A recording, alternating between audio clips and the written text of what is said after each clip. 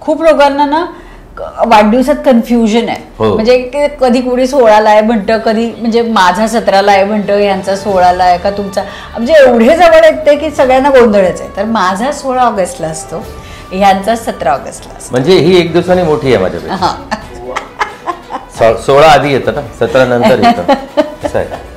So आम्ही मध्यरात्री साजरा करतो युजली. आणि अजून दुसरं काही नाही आहे. 12 वाजता केक कापतो, म्हणजे दोन पार्ट्या द्यायची गरज नाही. एकाच पार्टीमध्ये काम भागून जातं.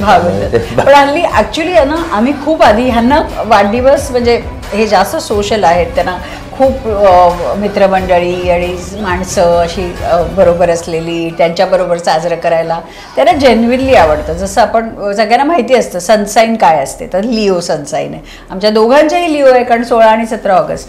आणि लिओजचं असं असतंच की कल्पनी त्यांना असं जास्त आवडतं.